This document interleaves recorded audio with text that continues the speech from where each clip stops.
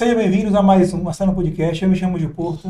Fala pessoal, me chamo Márcio Oliveira. Hoje teremos um cara aqui. Ele é fisioterapeuta, especialista em ortopedia, traumatologia e osteopatia. Tem noção do que é isso? O cara é fera, Eu mano. não sei o que é metade disso aí, mas a gente A vai, gente vai descobrir a gente vai agora. descobrir agora. Galera, aquele recado de sempre para vocês. Nos seguirem nas redes sociais. É @acelerando podcast. Tá passando aqui embaixo. Tanto no YouTube como no Instagram. É @acelerando podcast. Deixa seu comentário aqui no YouTube para quem você quer ter aqui com a gente, quem você quer dar de exemplo, né, Gil? Para participar Com conosco. certeza. Dica. E fala lá no Instagram também, estamos abertos aí a questões. Sugestões, Sugestões. né? É isso aí. Seja muito bem-vindo ao nosso podcast. Djalma Campos. Já uma campo. Campos, né? É um prazer, uma honra muito grande estar aqui com vocês. Estamos aí, vamos contribuir, vamos tentar ajudar aí, inspirar pessoas. Nosso foco é esse. Ele é modesto, a gente falou aqui no bastidor, mas o cara entende de muita coisa. Primeira coisa, quem é Djalma? Bom, eu sou fisioterapeuta de formação. Eu formei em 2005. Logo quando me formei, comecei a especialização em ortopedia, traumatologia e osteopatia também. Tudo isso inspirado pelo esporte. Eu joguei basquete na minha adolescência e lá no basquete eu percebi os benefícios da fisioterapia. Percebia como a fisioterapia conseguia recuperar as pessoas rápido e eu fiquei fascinado. Foi isso que me motivou. Além de fisioterapeuta, também sou professor e atuo em outras áreas também. O cara é muito tarefa. O cara é muito diferente. Mas te falei, o cara é fera. Já vou te fazer uma pergunta, ó. Dentista, quando forma, é cirurgião dentista. Médico, quando forma, é clínico. Fisioterapeuta, quando forma, ele tem que área que ele tem que conhecer? Todas as áreas, como é que funciona? Bom, na maioria das faculdades, o fisioterapeuta ele é generalista. Ele consegue atuar em praticamente todas as áreas quando ele sai da faculdade. A faculdade tem esse objetivo, Sim. formar o aluno de uma maneira que ele consiga atuar com paciente oncológico, problema ortopédico, ou da terapia intensiva. Só que cada profissional, ele vai buscar, é claro, aquela matéria que ele mais gosta, aquele professor que porventura inspirou mais, ele acaba direcionando o aluno. Então, normalmente, quando o aluno sai da formação, ele busca a área que de algum modo tocou no coração e inspirou mais. Realmente é assim. E a gente estava conversando aqui a respeito disso, aí que você estava falando um pouquinho de ortopedia e osteopatia.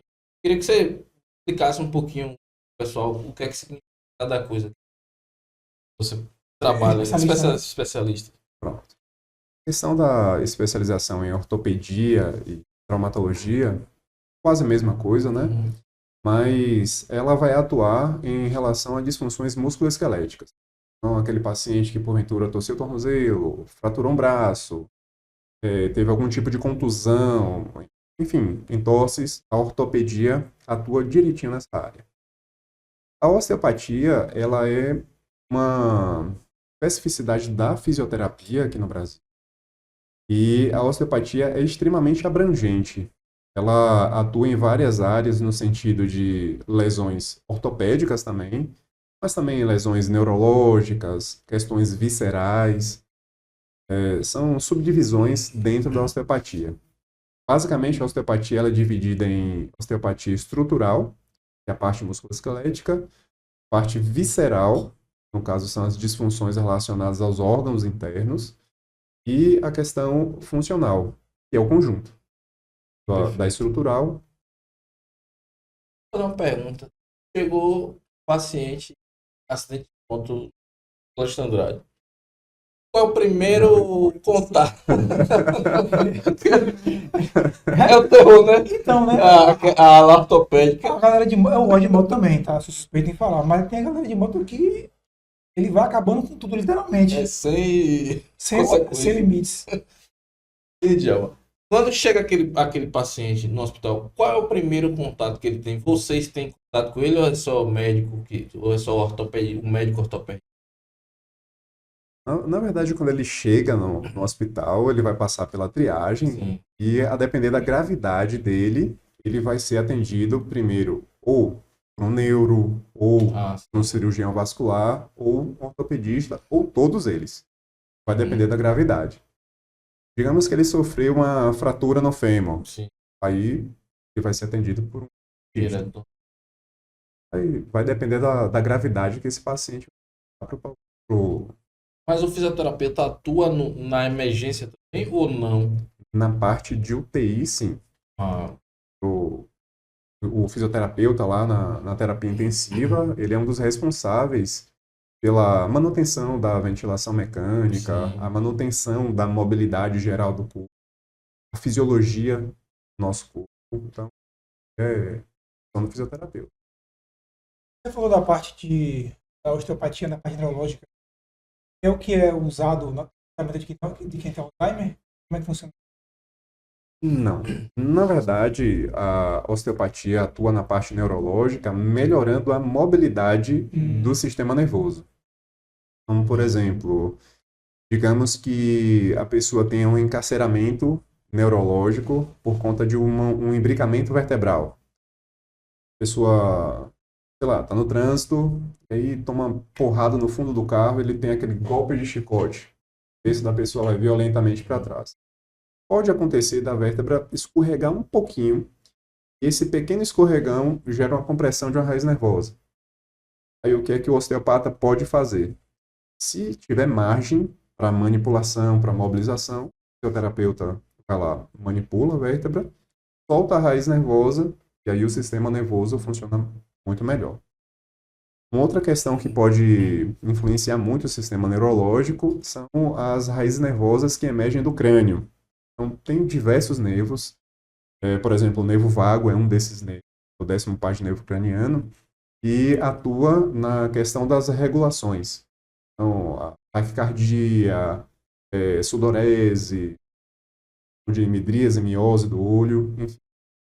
Quando a pessoa tem tensões miofasciais muito importantes no crânio, o forame por onde o nervo vago passa, ele pode ficar um pouquinho comprimido e aí a pessoa começa a apresentar sintomas, com esses que eu acabei de citar aqui, sem que a pessoa consiga explicar direito de onde é que está vindo a sintomatologia. Então a pessoa está aqui conversando normalmente, daqui a pouco está com taquicardia, ou começa a sentir sensação de náusea, sensação de ânsia. Isso pode estar relacionado a essas compressões miofasciais. Nós fazemos algumas manobras cranianas e isso alivia bastante. Você falou da questão, por exemplo, uma batida, por exemplo, no carro. O que é que você tem a falar dessa questão não sei se pode-se dizer que é uma técnica da questão da quiropraxia, se você pode falar por não sua Sim, área. eu tenho um curso Sim. de quiro também. Ele não falou tudo que ele sabe. Se você puxar, vai ser uma linha assim, ó. É aquele milagre mesmo que acontece quando a gente vai para uma sessão daqui. A quiropraxia e a osteopatia são técnicas que são co-irmãs. A origem mesmo das técnicas é quase a mesma. Por exemplo, primeiro surgiu a osteopatia, aí um aluno de Andrew Taylor Still, que foi o criador da osteopatia, gostou muito da parte estrutural e começou a desenvolver a quiropraxia. Então, uma surgiu da outra, são técnicas co-irmãs. Sim, agora sim, o foco da quiro realmente são as manipulações. A osteopatia também faz manipulações musculoesqueléticas, no caso, manipulações de articulações, assim como a quiro faz. Só que assim, a osteopatia é um pouquinho mais abrangente, pelo fato de manipular a articulação e também mexer na musculatura, mexer nas redes nervosas. Se for necessário, mexer nas vísceras também. O fato da pessoa sentir aquele alívio maravilhoso quando recebe a manipulação é porque perto de cada processo articular tem uma raiz nervosa passando por ali. Então, quanto maior o espaço para a raiz nervosa movimentar, mais tranquilo é para o corpo. Então, a pessoa sente uma sensação de liberdade, sensação de, poxa, a dor desapareceu, tô mais leve, tô mais solto. É isso que acontece. Mas isso é muito complexo, porque o nosso corpo não depende apenas da articulação. Tem que ter uma harmonia muito grande entre articulações, músculos, vísceras, a fisiologia do corpo. Tudo isso influencia. Cara, justamente por ser complexo, o que é que o pessoal está assistindo? Tem que atentar a esse momento de ir num profissional, ir num que tem que saber se a pessoa tem que formação. É isso. Existem profissionais e profissionais. Para o público, de um modo geral, fica até difícil saber se a pessoa realmente tem a formação, né? Sim. Mas, por É porque, exemplo, tipo, eu vou chegar no seu consultório, eu vou perguntar, você é fisioterapeuta, você é o quê? Acho que quase ninguém faz isso, né, É Gil? verdade. Cadê o quadro? é verdade, não é cultura nossa, né? Perguntar se a pessoa é formada, não é cultura nossa perguntar se a pessoa tem uma determinada especialidade. Mas existem faculdades de quiropraxia, existem cursos certificados de osteopatia. Então, assim, eu acredito que as pessoas que estão no mercado, né, que já têm aí uma boa trajetória, elas já têm um nome, já têm, né, serviços prestados, mostrados. Agora, se a pessoa quiser ver formação, é só mostrar certificado.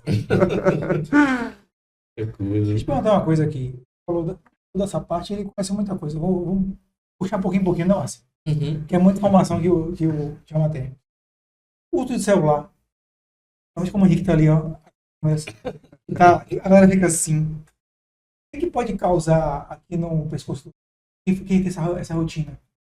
Já tem uma síndrome chamada síndrome do pescoço tecnológico. É aqueles indivíduos que colocam o celular mais ou menos na altura do peito, ficam com a cervical em flexão. Os problemas mais comuns que essa postura provoca são o encurtamento da musculatura anterior, projeção dos ombros para frente, porque a pessoa relaxa com o corpo nessa posição, né? O corpo assim mais para frente. E esse encurtamento vai dificultar a extensão da coluna. Então, a pessoa vai, no longo prazo, começar a sentir dor na região interescapular, dor na cervical, aquela dor que vai irradiar da base do crânio para o ombro. Então, às vezes, algumas dores irradiadas ao longo do membro superior. Então, principalmente se a pessoa fizer um movimento de flexão e rotação ao mesmo tempo. Um movimento que normalmente prejudica bastante o sistema neurológico. Eu vejo na academia, né? E com frequência. Muita gente tá aqui. É impressionante, o cara tá aqui. Ele treina aqui agora, fez exercício. Que seja, ele é assim, pô. Olha pra Assim mesmo, é assim, brincadeira. Júnior, o físico tá fazendo assim. Não entende, vai fazer o quê? Infelizmente é o mal desse século. Na atualidade, a maioria das pessoas estão presas ao dispositivo móvel. Então, a gente, inclusive, tem um papel importante e o Acelerando o Podcast está prestando esse serviço de utilidade pública aqui agora, orientando as pessoas, né? É importantíssimo manter o corpo ativo, forte, flexível, para que nas atribuições do dia a dia a pessoa consiga ter o máximo de qualidade possível, né? Qualidade de vida possível. Isso é inevitável hoje em dia. Tudo está na palma da mão, né? Manter o corpo ativo, flexível, para que ele consiga se adaptar ao objetivo. E assim que começarem os primeiros sintomas, os primeiros incômodos, não deixar agravar. Esse é o problema da maioria dos pacientes. Eu estou sentindo só um incômodozinho, daqui a pouco passa. Aí não passa. Aí o que é que a pessoa faz? Ela se automedica. Faz a automedicação, passou ali, daqui a pouco a automedicação não faz mais efeito, e aí a pessoa está toda pipinada, cheia de problemas, os problemas começam a agravar, e aí chega lá no fisioterapeuta querendo um milagre. Quer que toque assim, ó, ficou bom. Só para pegar esse link aqui. Então, por que Você fala assim, qual seria a altura ideal para a pessoa olhar o celular? Tem isso? É tipo o mínimo aqui de altura? Como é que seria? O ideal é manter a tela do aparelho na altura dos olhos, Reto mesmo? para que a pessoa não precise fazer a flexão da cervical. O ideal é esse. Agora, a gente recomenda o uso de suportes, caso a pessoa precise fazer leitura no celular. Tem Sim. muitas pessoas que dispensam o uso do computador e fazem leitura de textos no celular. Então, seria bom colocar um suporte mais alto para que a pessoa não precise flexionar a cervical para olhar o celular. Utilização de suportes. E uma outra dica importantíssima é evitar usar o celular na cama. Muita gente leva o celular para a cama e coloca um travesseiro mais alto para conseguir segurar o celular numa posição confortável. Só que aí a hiperflexão que o travesseiro vai gerar vai tensionar os ligamentos da cervical e vai provocar outros problemas. Então, se vai usar o celular, é melhor colocar num suporte que ele esteja mais ou menos na altura dos olhos.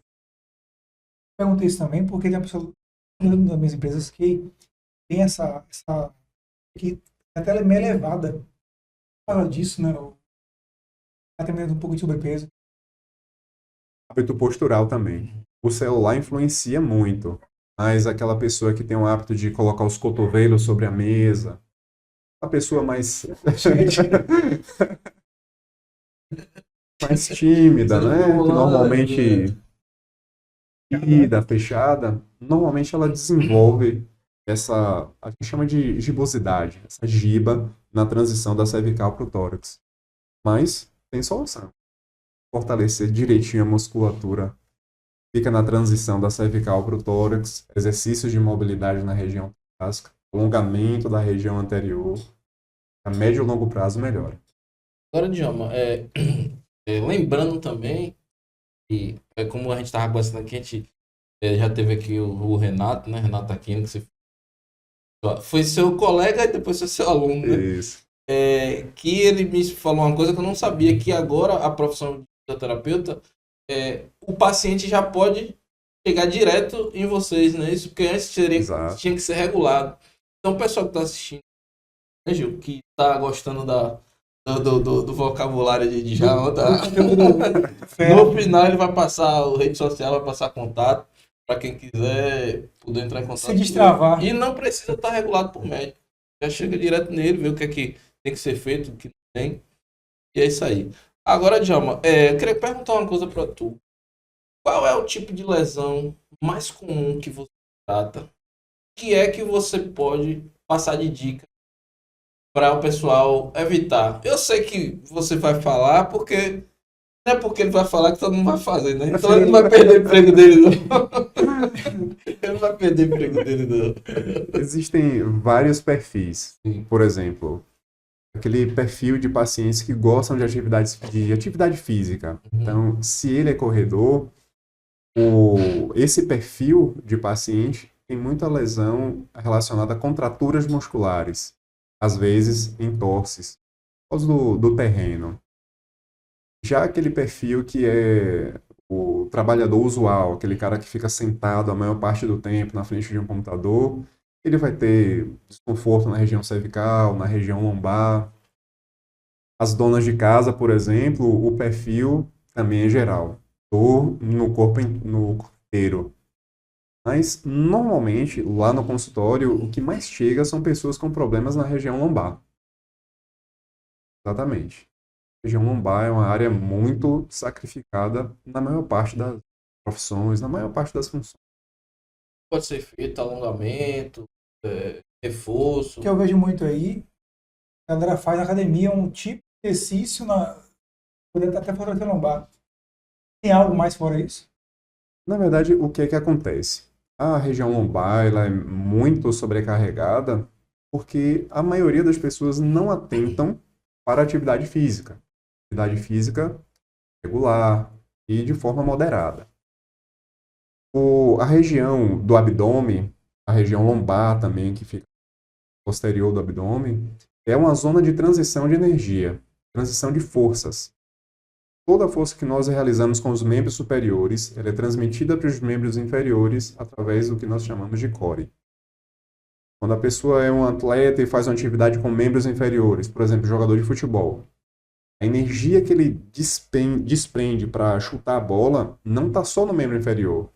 Ela vem do membro superior contralateral à perna que ele vai chutar. Então, por exemplo, se ele chuta com o pé direito, ele vai recrutar força do membro superior esquerdo para que chegue o máximo de energia lá na bola. Então, a região lombar, abdômen de um modo geral, é uma zona de transição de forças. Como a maioria das pessoas não praticam atividade física para fortalecer, e a gente pode ver muitas pessoas vão para a academia, trabalham membro superior, trabalham membro inferior, quando chega na hora do abdômen, o que é que ela faz? Corre. Vai embora. Não, Já deu meu horário, tchau. Não é assim? Então, infelizmente, a região lombar sofre as consequências desse descaso, muitas vezes do desuso, tem muita gente sedentária ainda também. E envolve também a questão dos maus hábitos. Quando a gente está cansado, a gente chega em casa e se joga no sofá. A gente senta no sofá na postura ideal? Não. A gente literalmente relaxa tudo. Para manter o posicionamento ideal de cada vértebra, a gente precisa de contração muscular. Então, a gente usa o corpo mal no trabalho e a gente faz mau uso do corpo na hora de descansar também. Então, a lombar é tão sobrecarregada por conta disso. Uma série de fatores. Não vai faltar paciente para ele, não. E assim, eu percebi, né, que Márcio fez assim, ó. Márcio fez, tu faz todo dia. É porque Eu faço todo dia. você começa, tipo, eu piloto moto. É difícil, você vai ver. É difícil uma pessoa andar de moto assim, com a coluna ereta. Você vai A ver maioria a das pessoas pessoa estão relaxadas. relaxada na moto. Aí você passa num buraco, alguma coisa. Tem a pancada, né? Verdade. Aí tem a compressão, tudo isso. Inclusive você, Gil, a moto você tem que andar devagar. Eu ando devagar. Eu ando devagar. Eu treino todo dia. Vale salientar que eu treino. Você não treina, mas eu treino. É fácil abdominal também, que eu não sabia da importância. Teve um amigo me falou sobre também isso aí, que você citou aqui. Aí ele, não, porque você tem que fortalecer. E ele falou como você falou, né? Falou bem breve. Faça abdominal por causa disso, beleza. Vai fazer? Me dê que eu faço. Pra fazer, eu faço. E realmente Fazer a prancha lateral. Faz diferença. faz diferença. Faz diferença, eu digo que eu faço. As pranchas, por exemplo, são exercícios que nós consideramos funcionais, porque a prancha pega muitas cadeias musculares. Cadeias musculares dos membros superiores e dos membros inferiores. Então é bom fazer a prancha anterior, prancha lateral, prancha posterior. É um exercício simples, porque não tem excesso de movimento e, ao mesmo tempo, fortalece, dando uma boa resistência para esses músculos que precisam de posições estáticas. Então, para a gente manter a nossa postura aqui, o músculo tem que ficar contraído estaticamente. Então, ele tem que ser muito resistente. Agora, então, as pranchas são exercícios...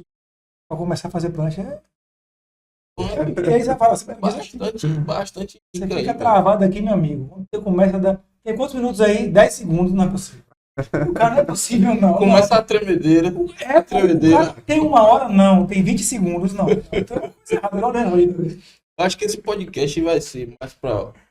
Vai ser para todo mundo, mas as donas de casa, as mães de filho que anda de colo, né? Que o menino tá no chão, pega de qualquer jeito e levanta o menino. O pessoal que trabalha geralmente em escritório, por causa de mesa, às vezes a cadeira não é adequada, às vezes a mesa tá maior, não sei.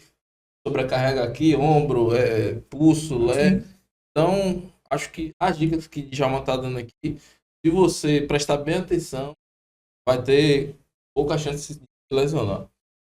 Agora, pergunta inusitada. Alguma coisa assim que você pedir com recorrência, a galera pergunta, que você faz um tipo de mágica. Sempre tem uma coisa assim, né? Que o cara acha que não, o time vai tocar em mim aqui e vai resolver. Qual a lesão mais comum disso? Normalmente, a questão inusitada é que as pessoas confundem um pouco o nosso trabalho com a massagem, sabe? Aí, muitos pacientes, muitos mesmo, puxa, meio travado, será que você pode fazer uma massagem? Assim, não desmerecendo a massagem de jeito nenhum, mas a forma como a gente trabalha envolve a manipulação da musculatura, a manipulação das articulações, fáscias, às vezes até algumas vísceras, de modo que quando a gente consegue analisar o que provocou o problema, e a gente consegue perceber a cadeia lesional, quando a gente começa a tratar todo o percurso que gerou o problema, a pessoa tem uma melhora rápida, a pessoa tem uma melhora assim, poxa, o que foi que você fez? Que mágica foi essa? Né? Poxa, eu tava pensando que você ia fazer uma massagem. Conhecimento, né?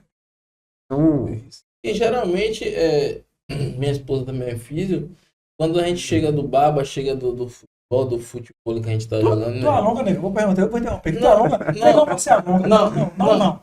Você alonga. Não, eu alongo. Eu às vezes não aqueço. Eu alongo. Tá bom, beleza. Mas a questão é a seguinte, eu chego em casa, às vezes tu tá com a dor, pá, aí a pessoa que eu que não entendo, eu peço para fazer uma massagem.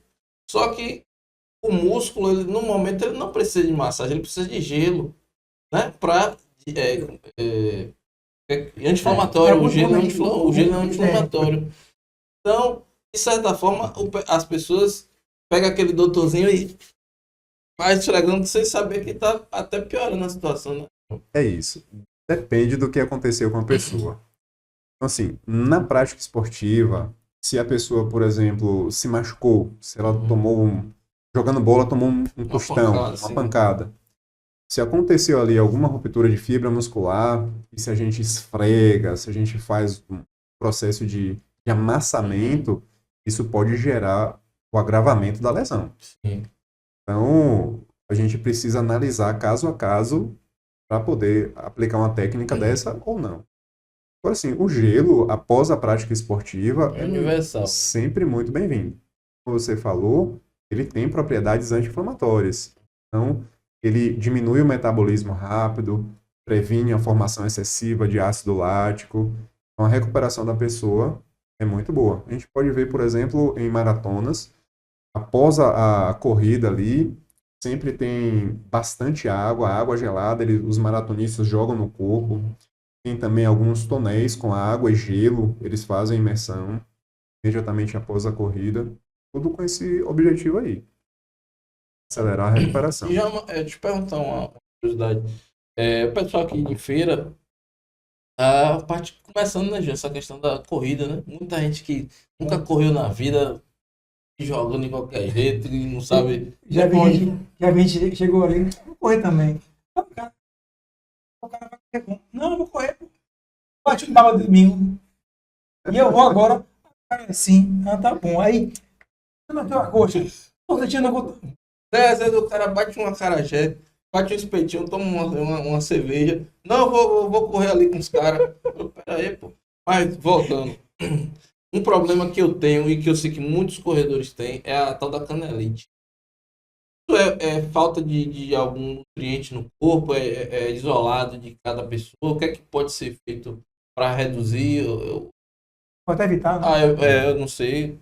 É multifatorial a canelite.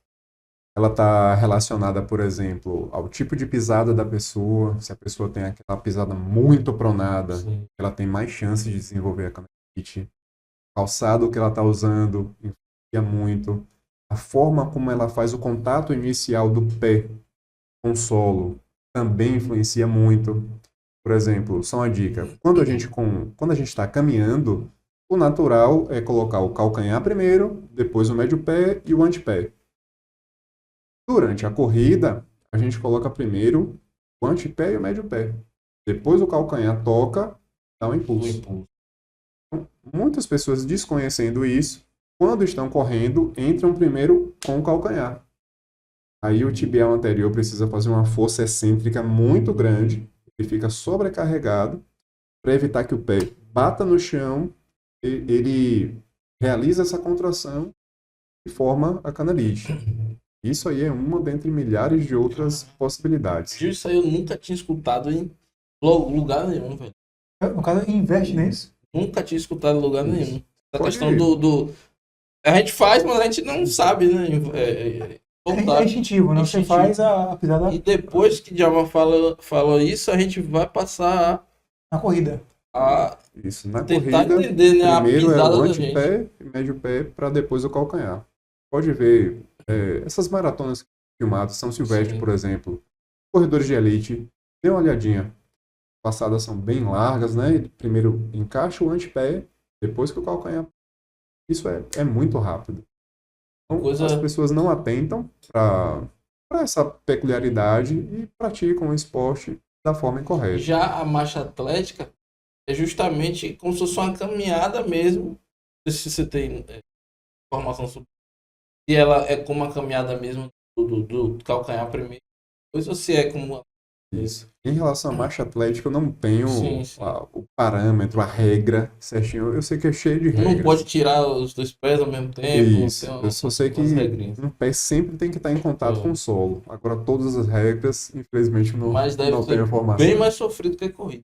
Você vê os caras com a cara de triste ali E fazendo. não tem um impulso, né, Gil? Porque a corrida, como ele explicou, tem aquela. O salto, né? impulsão. Vou botar assim, um leve salto ali que você vai pro. Na corrida, a pessoa flutua. Tem uma fase de flutuação. Quando a gente caminha, sempre tem um pé que vai estar em contato com o solo. Na corrida, não. É uma fase que a gente fica flutuando.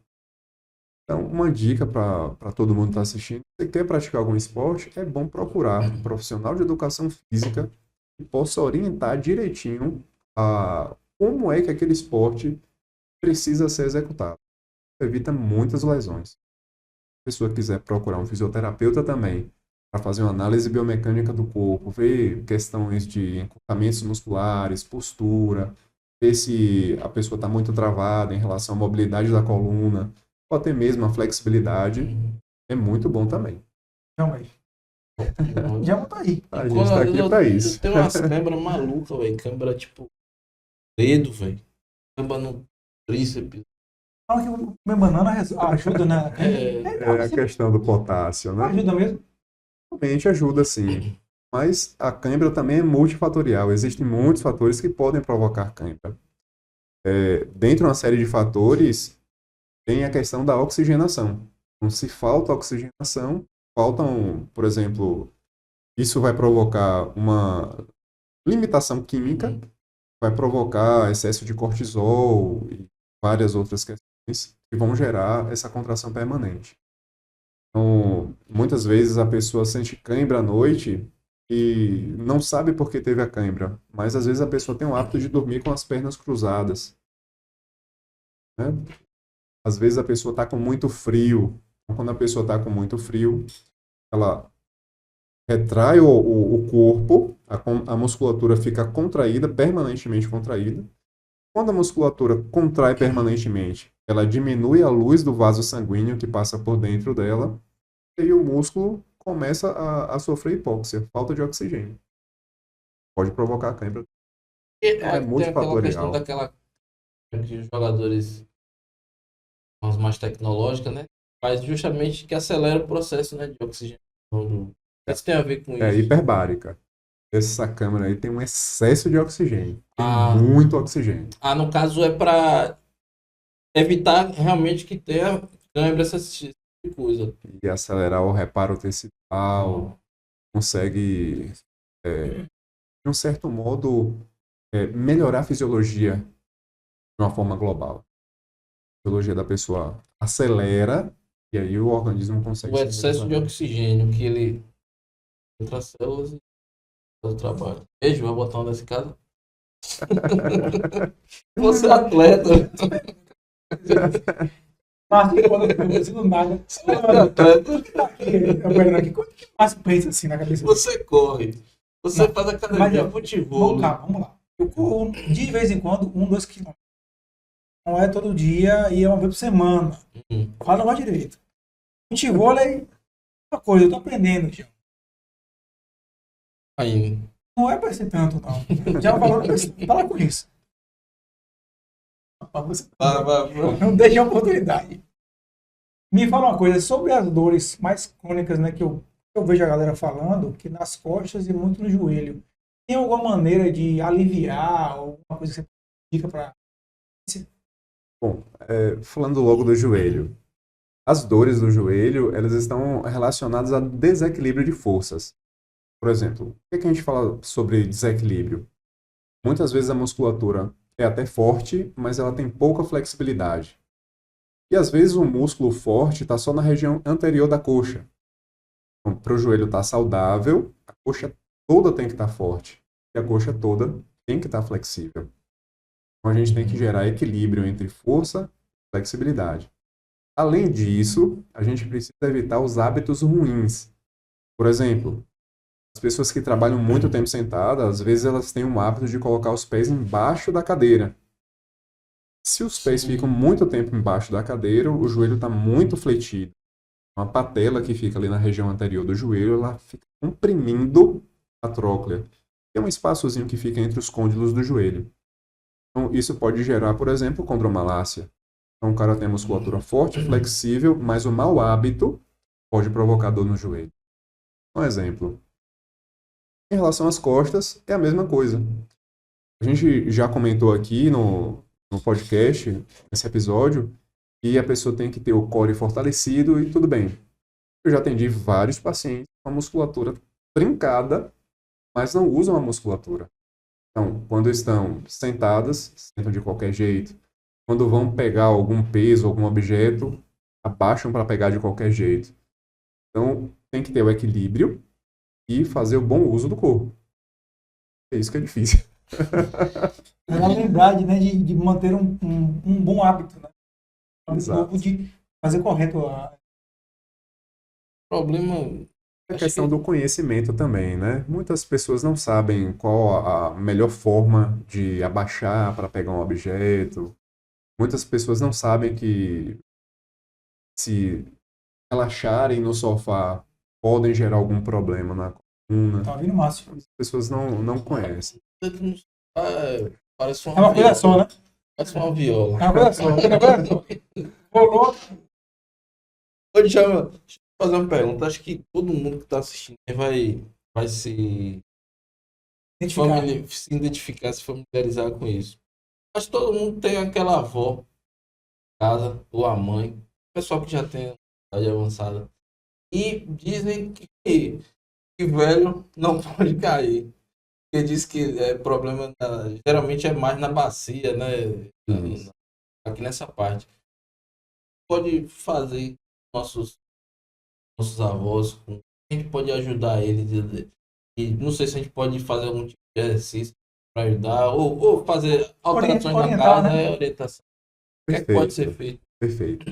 Bom, o nosso corpo precisa de equilíbrio.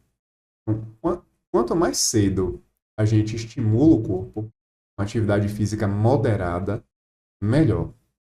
Então, já tem estudos que mostram quanto maior o volume muscular que a pessoa tem, mais longeva essa pessoa é. Se a pessoa não atentou para isso, já está idosa, ainda há tempo. Então, é só começar a fazer uma atividade física moderada, orientada, e aos poucos o organismo começa a se readaptar e essa chance de queda diminui muito. Normalmente, a chance de queda no idoso é maior devido à falta de músculos. Então, se a pessoa tem pouca musculatura, apresenta fraqueza muscular. A fraqueza muscular suscita o desequilíbrio. A pessoa fica insegura. Ela começa a olhar, poxa, essa calçada aqui é irregular. Sim. Começa a procurar alguma coisa para pegar, para tentar se equilibrar. Já aquele idoso praticou atividade física durante a vida dele toda, mantém a sua atividade física moderada, ele está pronto para qualquer prova. E no caso da criança, é o contrário, né? Que ela tem a capacidade de. Criança que eu falo é de meses, tipo, 1 ano, 2 anos, quebrar um braço, alguma coisa assim. Recuperar mais rápido. É bem diferente, né? Isso. O idoso. Só dá mais trabalho, né? Deixar um menino com um braço engessado, alguma coisa. O que acontece? A pessoa que já está no finalzinho da vida dela, né? Já descendo a ladeira, a homeostasia, que é o equilíbrio que o corpo se encontra, ou seja, o corpo tenta viver em equilíbrio o tempo todo. Ela começa a desequilibrar. Então, em relação ao osso, vão existir células que tiram o osso velho e existem células que colocam osso novo. No idoso, existem mais células que tiram o osso do que células que colocam osso novo. Por isso que o osso fica fragilizado. Se ele pratica atividade física, tem como equilibrar, igualar. A gente sabe que o ser humano é finito. Já a criança, quem está no início da vida, subindo a ladeira, ela tem muito mais células que fazem a composição. Então, a criança, em relação ao osso, ela tem muito mais células que criam osso novo do que células que remodelam o osso. Ela tem muito mais células que fazem com que o músculo cresça do que células que substituem, que vão substituindo a musculatura. Então, a dica para melhor idade é fazer atividade física, de preferência um treino de carga, né? Exato, uma atividade moderada. Essas pessoas precisam ser assistidas, né? Então, procurar ali um profissional da educação física. Se ela tiver algum tipo de acometimento, o fisioterapeuta pode ajudar também. Mas em relação à potencialização do corpo, é melhor o educador físico, tá? Para a questão dos idosos, que eles gostam muito de tomar aqueles remédios de farmácia, que vai na farmácia farmacêutica. Não, tome isso aqui que é bom pro osso. Tome isso aqui que é vitamina, tome isso aqui que é isso. Só que eu não sou profissional, mas eu tenho certeza que deve ter uma forma melhor deles absorverem a vitamina, de ter as coisas de forma orgânica, né? Natural. Isso. Questão do equilíbrio e da cultura também, né? Como você citou aí. A gente tem propaganda de remédios. Propaganda de remédios. Então, quando a gente tem uma propaganda de remédio, isso suscita com que a pessoa não precise ir ao médico, não precise de nenhuma outra orientação de algum profissional, e ela vai lá direto na farmácia e pega o remédio. Isso é cultural. Qual o perigo? O perigo é o mais variado possível. Por exemplo, existem pessoas que não metabolizam direito a questão do cálcio. Então, pode acontecer desse cálcio grudar na parede de alguma artéria, aí forma uma placa de ateroma, aí vai dificultar o fluxo sanguíneo no coração, no encéfalo, a pessoa tem um derrame. Uma pessoa que fica tomando cálcio é porque viu uma propaganda, já estou idoso, vou tomar o cálcio aqui. Precisa passar por uma bateria de exames, ver o que é que o corpo dela realmente precisa. Consulta pública, por aí. Não sei quanto é o valor da consulta dele, mas... Esse tipo aqui, para que for assistir, meu amigo. É isso aí. Falou muito de atividade física moderada, não é isso? Sim. O que você indica, dia da semana, o que você indica que seria o ideal? Se cada um é relativo, mas Gil, 2, 3, 5, 7 vezes seria o ideal. A maioria da população. Bom, isso é muito particular, né? Existem vários objetivos. Cada perfil, cada pessoa tem um objetivo. Pegando, como você falou assim, desculpa interromper, da questão de se manter saudável. Tem questão de ganhar peso, de ficar forte, não. Entendi.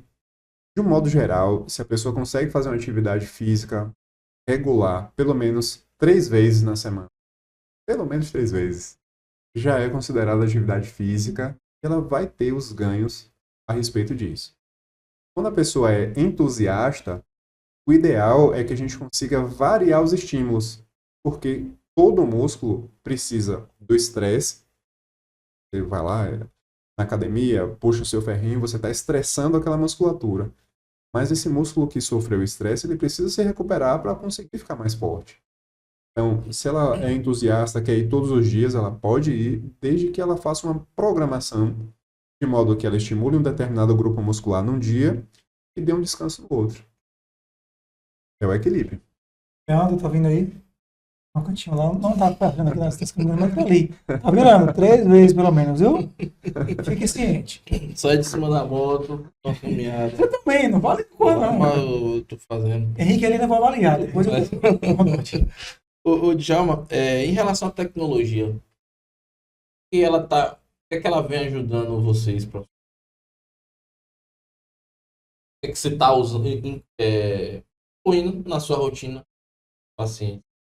tecnologia, ela está presente desde a avaliação ao tratamento propriamente dito. Por exemplo, na fisioterapia nós trabalhamos com recursos físicos, equipamentos que geram calor, que geram frio. A gente tem um aparelho de laser, ele deposita de fato energia intracelular. Temos o aparelho de ultrassom, que é onda mecânica.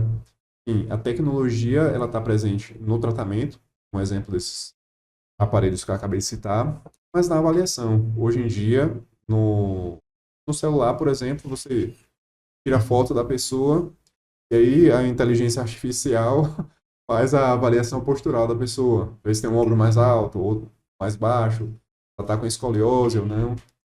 A tecnologia facilita muito. Por exemplo, a gente filma o gestual esportivo do atleta. E ali a gente marca alguns pontos, normalmente são as articulações, e vê se ele está, o nadador, por exemplo, se ele está fazendo braçada da forma ideal, e através disso a gente consegue orientar o atleta e ele pode melhorar. A tecnologia está Qual cada vez esporte que mais mais... macho acha? Comum, né, no dia a dia, Isso. galera. Olha, da nossa cultura é o futebol. Tô fora, tá vendo? Eu tô fora. Da nossa cultura aqui é o futebol. Mas, por exemplo, se a gente for levar em consideração os esportes de contato, as artes marciais, o MMA, Mas aí eu na cara, acredito né? que É, tudo, né? é O famoso baba. o O Baba. baba, meu amigo, é um doendo, me deu pisada, Ó, bateu a canela. eu tenho 6 meses de baba. E a gente viu o baba acabou. Só nesses 6 meses foram 2 tornozelos. Foi pro saco. 2 cirurgias. Aí eu falei, rapaz, eu falei assim, "Ih, tô fora. Eu já tô com sobrepeso, com É por isso que eu uma falo. lesão dessa. Não dá Eu gosto do certo, não. futebol por causa disso. O futebol não tem contato direto. Você tem um esforço, não pode ver. Então você não tem aquela pancada aqui. O futebol Se mesmo. você tiver que lesionar, vai ser uma pisada de falsa e tal, né? Mas a pancada um com o outro, É. não vejo o cara bater de frente. Isso é muito grande, pô. da nossa cultura, de fato, futebol. é o futebol. Agora, por exemplo, o vôlei, que você citou, terreno é areia, terreno pesado. Se a pessoa não tiver com o corpo muito bem preparado, podem acontecer lesões. Tá muito na moda também o beach tênis. Terreno Beach também, tênis, é verdade, esse né, detalhe. parecido com o do O futebol. crossfit também. Pronto. Nossa, eu não vou falar porque se o vai se falar aqui. Ah, Quem puxa a peneira vai borracheiro, meu amigo. A conversa minha é essa. corda, eu trabalho em navio. Deixa eu falar. É aquela coisa, o CrossFit, a origem dele foi um conjunto de exercícios voltado a um público, não é um público usual. Marines, né? Eram os militares, Sim. e aí eles Entendi. treinavam com o que eles tinham ali para manter o corpo ágil, forte, flexível. E existe técnica para cada um dos exercícios. A questão é que, durante a execução dos exercícios, as pessoas não atentam para a técnica correta. Muitas vezes o professor instrui, olha, você deve executar o exercício dessa maneira. Aí o aluno, querendo superar aquele que ele está vendo ali do lado, com a competição interna, ele acaba entrando em fadiga e executando o exercício de forma incorreta e É um acaba se problema machucando. muito grande isso aí. Às vezes são turmas de 10, 20 pessoas e o professor às vezes não tem aquela. E cada um degrau, né? Cada Isso de um. hoje, ontem, tem uma semana, um mês. Aí o cara bota o cara com aquele colete pesando não sei quanto. Eu Colete. não entendo. Tem um colete que o cara veste que tem um peso. Eu só vejo a questão da borracha. Aí joga uma bola pesada pra cima. Coisa maluquice. Nada contra, mas eu tô fora. Tem graduações, né? A pessoa entrou lá no CrossFit hoje, ele não vai fazer o exercício mais avançado, Sim. no mesmo tem graduações. O praticante, muitas vezes, não executa da Da forma correta. forma correta. Muitas vezes ele é muito bem instruído, mas ele não... E às vezes ele vê o outro ali do lado. Isso, o tem cara aquela tá- competiçãozinha pessoal, interna. Na academia tem muito disso também. Aí, o cara tá ali malhando, tem uma pessoa que tá 10, 20 anos de academia, o cara entrou faz uma semana, pô, aquele cara pega aquele peso, tá meio puxando aquele pego. peso todo, É só Tem pelo ego, muito né? De disso. fazer ali e tal. Infelizmente isso tem aí. muito disso. E a pessoa se lesiona em cima disso. Pra provar pro Fazer uma outro academia, viu, Júnior? Em casa, quem. você, para não ter problema de querer fazer o que você faz, Não, mas eu vou tranquilo, eu vou tranquilo. você vai Eu leve. pego um pezinho suave. Meu negócio é ficar de boa. Tanto que no futebol a gente joga futebol junto. Me diz uma coisa. No seu dia a dia, o que, que você vê que a galera mais, que é comum, né? Mais erra tratar a dor em casa? É remédio, é se alongar, é puxar? O que, que você O fala sebo assim? de carneiro, Qual é o mais comum, assim, que já uma vez assim? Todo dia eu vejo, com frequência eu vejo a galera tratando em casa, dor nas costas, fazendo isso. Na maioria das vezes, envolve a questão da automedicação. Às vezes a pessoa tem um anti-inflamatório, às vezes tem um analgésico fortíssimo em casa, e aí toma a medicação, a dor desaparece, ou seja, carada, e achando que está bem, a pessoa continua forçando em cima de um corpo que está machucado. Então, a questão da automedicação, ao meu ver, é o que mais atrapalha. Ela acaba agravando as lesões. lesão de virilha. O pessoal chama, quebrou a virilha. Acho que é uma das mais complicadas, né? E se reestruturar a musculatura, o que é que você tem dessa musculatura? O que que acontece?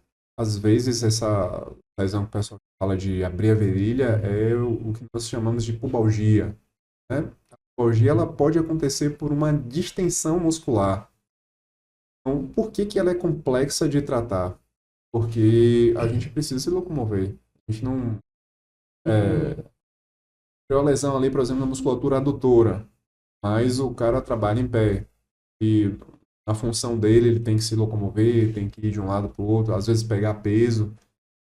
Falta do repouso ideal faz com que o problema vá... Demore baixo. E o engraçado é que você não sente a dor nas suas atividades rotineiras. Mas quando você volta pro baba, dá aquela forçadinha que você. Sente, né? Aí você vê, não tô pronto. Exatamente. Muitas dessas pessoas que sentem tem aquela lesão pequena, Uhum. pelo fato de não procurar um profissional para ver o que aconteceu, acabam jogando futebol no outro final de semana e a lesão que era pequena começa a ficar maior. Mas, tipo, Eu não disse nada. Eu vou com você me olhou. Só você. Eu, Já vou falar uma coisa que encaixou muito com o nosso tem livro. gente que joga 3 vezes na semana. Tem gente que joga 3 vezes na semana. Eu já uniu no mês. Já vi muito amigo já, tipo, pensando no. Bateu canela, que torceu, uma pancada do outro, que até sem querer, né? Mas dá uma cotovelada no outro. Joelho, Às vezes até ligamento. sozinho. Às vezes até sozinho. Eu tenho um amigo que teve uma fratura no tornozelo, sozinho. Ele foi dominar a bola. Na hora que ele foi colocar a bola na frente para correr, ele escorregou no terreno. E aí pisou em falso, acabou fraturando o tornozelo. O maleo lateral e medial. Sozinho. Tem que ir de noite. Sorte. E aí, Ju, acho que. Deixa eu fazer uma pergunta aqui. Falei né, da frequência de exercício, achei interessante outra pergunta. Depois que muita gente que falou, gente, treina, faz física, faz, uma galera, né? Faz alguma coisa. Dia a dia, viu, Leandro? Conhece alguém também, você me avisa. Assim, tem algum exercício ou alongamento que já não pode passar assim, pra galera que pode fazer em casa? Sei que tem particularidades, mas assim, a maioria que não tem nenhum tipo de lesão pode fazer isso em casa. Ou um alongamento, ou E as mobilizações globais que nós comentamos, né? A pessoa pode, por exemplo, deitar num tatame, ou até na própria cama, se a cama for firme, flexionar os joelhos, fazer a mobilização do quadril. Então, ela deixa os pés bem afastados e ali ela vai aproximando o joelho do pé oposto, vice-versa. Vai mobilizar o quadril e alonga a musculatura adutora e a musculatura abdutora. Ao mesmo tempo, essa mobilização ajuda a melhorar a mobilidade da... Também as mobilizações da coluna torácica. A pessoa pode ficar em pé, por exemplo, na frente do espelho, coloca a mão na cintura, e aí ela faz a projeção do peito, ela joga bem o peito para frente. Quando ela faz isso, as escápulas se aproximam lá atrás, depois ela faz um movimento oposto. Joga muito os ombros para frente, afasta as escápulas. Isso mobiliza a coluna torácica, ajuda a manter o equilíbrio de flexibilidade da musculatura anterior e musculatura posterior, ao mesmo tempo que também estimula a musculatura eretora da espinha. Com uma boa mobilidade, flexibilidade razoável em relação à coluna torácica como um todo. Fora, por exemplo, os alongamentos dos membros apendiculares, né? Os membros superiores e os membros inferiores. Então, pode fazer tranquilamente. O pessoal que trabalha muito com teclado, computador, tem aquele, geralmente, tendinite aqui. Pode acontecer na região dorsal também. O que é que Normalmente pode ser na feito face palmar do para antebraço. dar uma... Porque eu acho que ninguém alonga, velho. Tu acha? Só acha. Já brincando aqui, né? Tem que fazer, né? Aquelas paradinhas assim e tal, mas faz isso. Você faz? isso. Vamos lá, você Não. faz. Na verdade, até depende. E eu falo assim, depende. Se a pessoa já está com um problema instalado e ela tem uma compressão muito grande no nervo mediano, não é indicado Caso isso vai piorar. fazer os alongamentos. Sim. E se o nervo está extremamente carcerado, a gente faz o alongamento, a gente acaba gerando mais tensão sobre o nervo e o problema piora. Na verdade, para essas pessoas, o ideal é que haja um intervalo. O ideal é que o trabalho seja moderado. E o ideal também é que exista uma boa ergonomia. Então, a pessoa vai sentar de forma ideal, vai estar com a postura ideal, e a cada 1 hora, por exemplo, ela vai levantar, vai movimentar o corpo de uma forma que não seja aquela do trabalho, aquela de ficar teclando. Tem um problema daqui e ainda tem um problema dessa parte, né, do pescoço, que se a tela não tiver, como a gente estava falando lá Alinhado, do celular, né, se não tiver na altura do olho, da sua visão, você vai ficar meio que ou curvado demais, ou então... E às vezes até projetando a cabeça Sim. no sentido anterior. Eu até recomendo para alguns pacientes para não deixar a água do lado, para que ele seja obrigado a levantar, caminhar um pouquinho, pegar água. É bom sair daquela posição, aquela postura estática. Pessoas que trabalham sentadas. Só que aí vai gerar outro problema. O povo já bebe pouca água. Aí vai Aí se esquecer. deixar a água longe, Acontece. Acontece.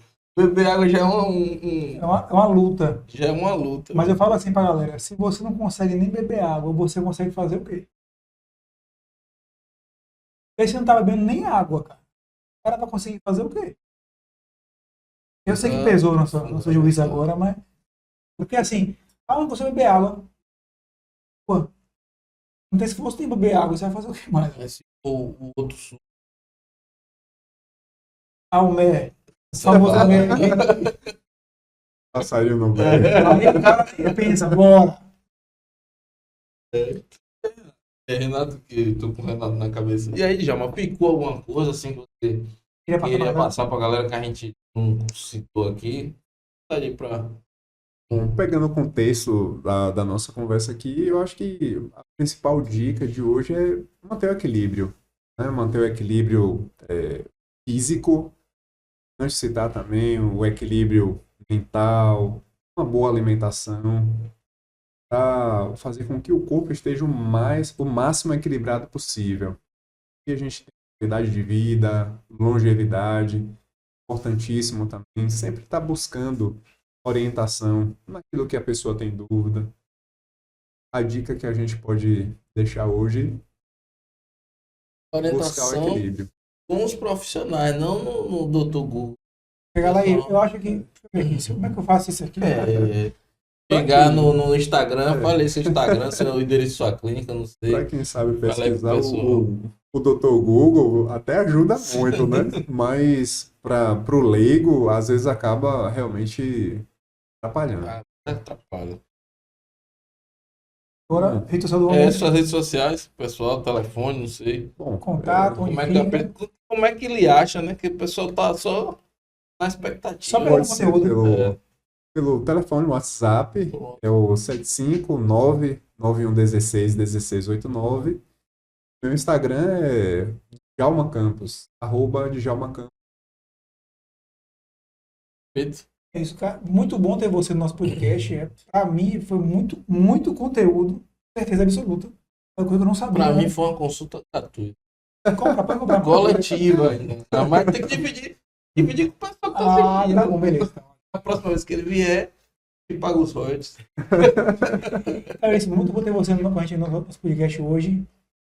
É isso, até a próxima. Pronto, eu estou à disposição. Para mim foi uma honra estar aqui com vocês. Pode contar comigo sempre que necessário. Valeu. Valeu, galera.